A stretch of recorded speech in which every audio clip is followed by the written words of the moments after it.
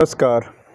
ये आप देख रहे हैं वेस्टर्न डिस्टर्बेंस के तहत आने वाले पश्चिम दिशा से पूर्व की ओर बादल्स, और ये अभी शुरुआती बादल्स हैं जो आपको पक्षियों की फर यानी पंखों की तरह दिखाई देते होंगे।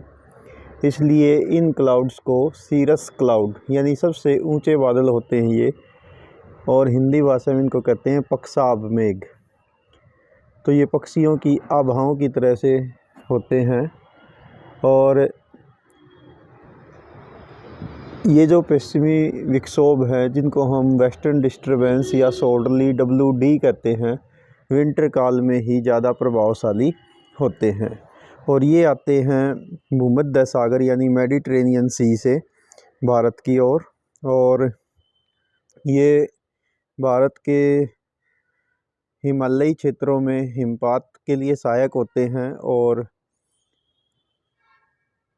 मैदानी भागों में ये शीतकाल में बारिश करने में सहायक होते हैं।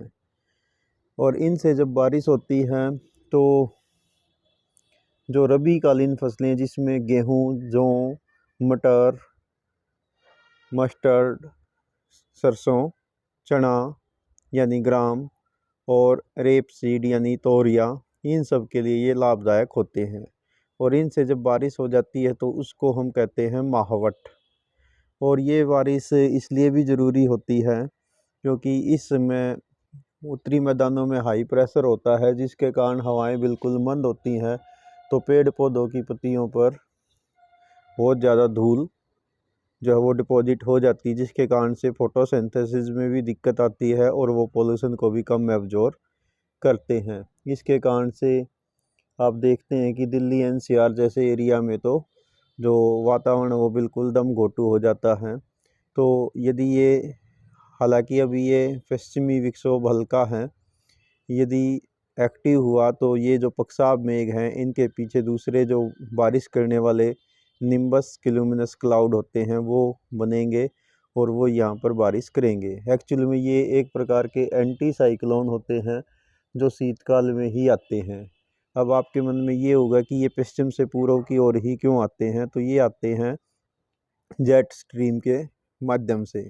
तो जेट स्ट्रीम इस विंटर काल में हिमालय से दक्षिण की ओर होकर बहती है, जबकि ग्रीष्म काल में वो हिमालय से उत्तर दिशा की ओर बहती है। इसलिए ग्रीष्म काल में वेस्टर्न डिस्टर्बेंस कम प्रभावशाली होते हैं, जबकि विंटर काल में जो ITCZ यानी लो प्रेशर की बेल्ट है वो इक्वेटर से दक्षिणी गोलार्ध में ट्रॉपिक ऑफ कैप्रिकॉर्न यानी मकर रेखा पर पहुंच जाती है लो प्रेशर की बेल्ट। तो इसलिए जेट स्ट्रीम भी हिमालय से दक्षिण की ओर खिसक जाती है, जिसके प्रभाव से जो वेस्टर्न डिस्टर्बेंस है ये भारत में पहुंचते हैं भूमध्य सागर से यानी मेडिटेरेनियन सी, जो यूरोप और अफ्रीका के उत्तर में स्थित भूमध्य सागर के नाम से जाना जाता है।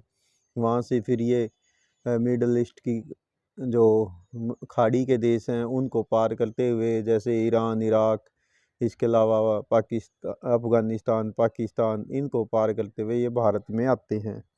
हिमालयी क्षेत्रों जैसे लेह लद्दाख, कश्मीर, हिमाचल, उत्तराखंड, इन बेल्ट में इनके कारण वेस्टर्न डिस्टर्बेंस के कारण स्नोफॉल होता है, जबकि मैदानी भागों में खासकर पंजाब, हरियाणा, राजस्थान, चंडीगढ़, दिल्ली, पश्चिमी उत्तर प्रदेश, इन सब एरिया में इनके कारण से बारिश होती है। तो ये था वेस्टर्न डिस्टर्बेंस से रिलेटेड एक छोटा सा प्रयास कि ताकि आप वेस्टर्न डिस्टर्बेंस को समझ सकें। हाँ, एक बात और बता देता हूँ कि इनको वेस्टर्न डिस्टर्बेंस क्यों कहते हैं, क्योंकि इससे पहले हमारा वातावरण जो है वो लगातार शांत बना रहता है, लेकिन जैसे ही ये वेस्टर्न डिस्टर्बेंस से बादल आते हैं और बारिश करते हैं तो हमारे यहाँ का वातावरण डिस्टर्ब हो जाता है, यानी कभी बूंदाबांदी तो कभी ओलावृष्टि, कभी कोहरा, और पहाड़ी एरिया में हिमपात छा जाता है। इसलिए इसको वेस्ट दिशा से आने वाले डिस्टर्बेंस विक्षोभ कहा जाता है। तो ये था WD से संबंधित लाइव विवरण। थैंक्स।